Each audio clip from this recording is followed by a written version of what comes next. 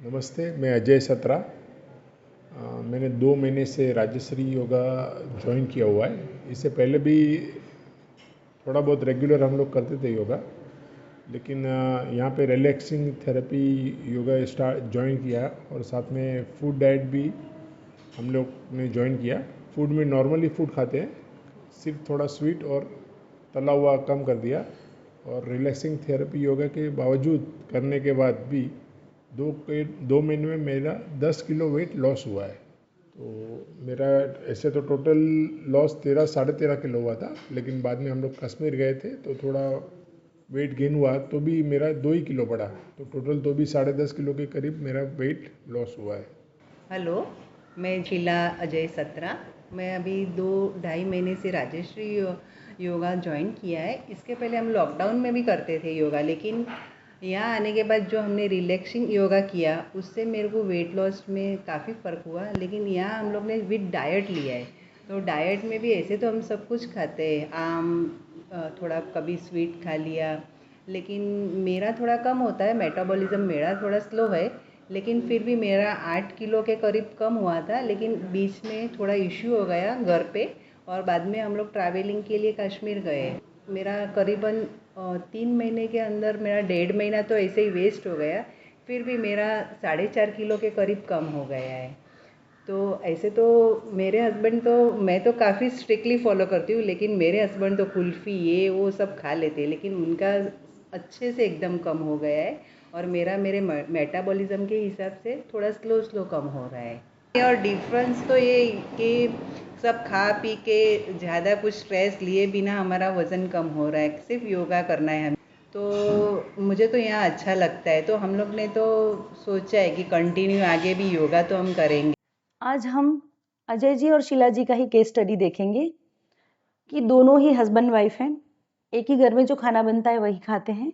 तो अजय भाई का करीबन 2 महीने में 13 किलो के आसपास का उतरा और थोड़ा सा बढ़ा। शीला जी का 2 महीने में करीबन अप्रोक्स 8 किलो उतरा और 3-4 किलो चढ़ गया। तो ये फर्क क्यों? ऊपर से अजय भाई ट्रैवल करते हैं बिजनेस के लिए, तो बाहर का होटल का वगैरह खाना होता है, उनकी क्वांटिटी भी शीला जी से ज़्यादा है खाने की। तो बेसिक फ़र्क हमको समझना पड़ेगा कि बॉडी एक ही खाना जब 2 जन खाते हैं तो बॉडी ऐसा अलग-अलग रिज़ल्ट क्यों देता है? तो सबसे पहले फ़र्क होता है मेल एंड फीमेल का।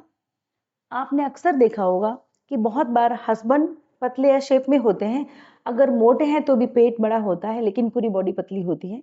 और वाइफ़ का आप देखेंगे तो वज़न ज़्यादा होता है कई बार। ख़ास करके प्रेगनेंसी में जो वज़न बढ़ता है उसके बाद वो उतार नहीं पाती हैं।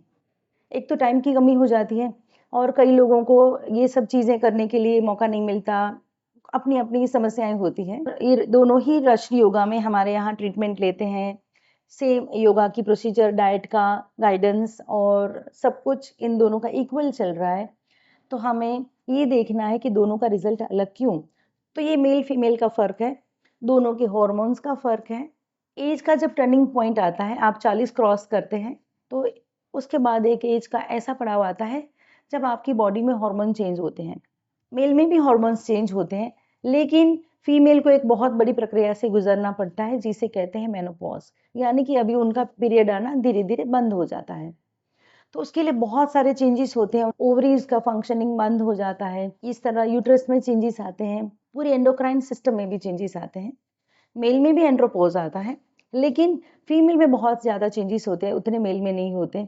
फिर भी वो घर में काम करती रहती है पूरा दिन, सारा दिन भी काम करेंगे, बिजी रहेंगे, कितने भी थक जाएंगे, पैर भी दर्द करने लग जाते हैं, तब भी उनका वजन कम उतरता है या नहीं उतरता है। उनको वजन उतारने के लिए खास एक प्रक्रिया जो हम उनके लिए करते हैं, उस प्रोसेस से गुजरते हैं, तब जाके उनका वजन उतरता है।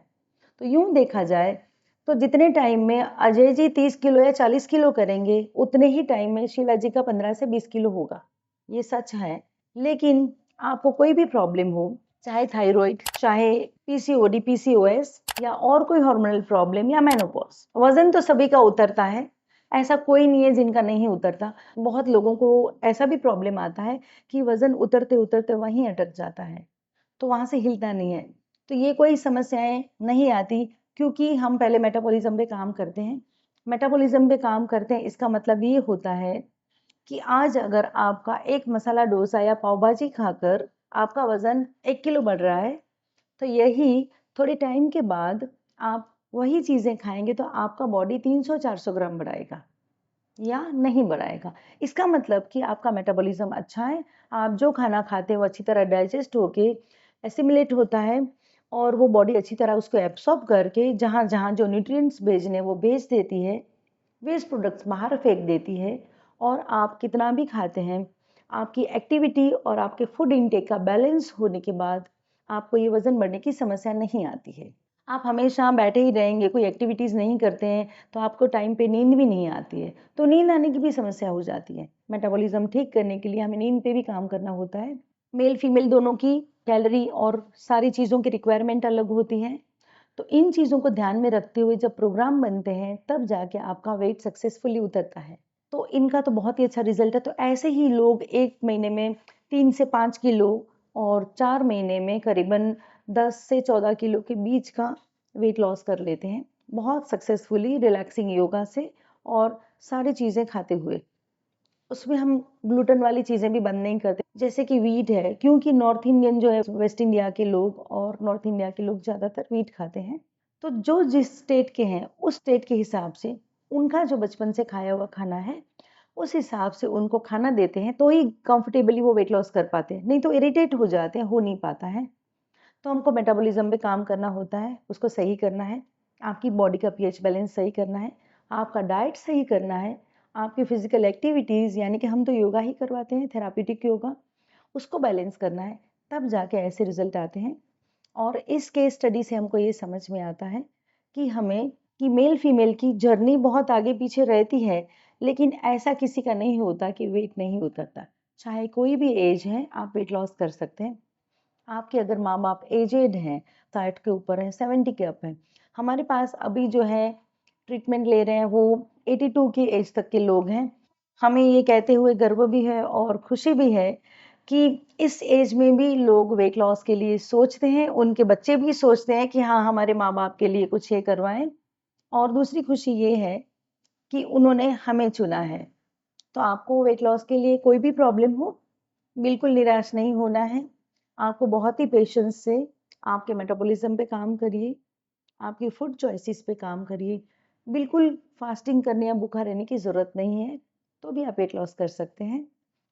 आपको वेट लॉस के लिए जानकारी पाने के लिए आप राष्ट्रीय योगा की यूट्यूब चैनल को लाइक, शेयर और सब्सक्राइब कीजिए।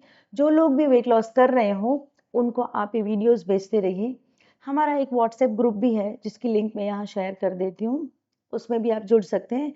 जो बीच-बीच में कभी-कभी उसके सेमिनार्स होते हैं, फ्री एक्टिविटीज़ होती हैं और वीडियोज़ आते हैं, सारी चीज़ों की आपको इन्फॉर्मेशन मिलती रहती है, जो आपको वेट लॉस के लिए मदद करेगी। धन्यवाद।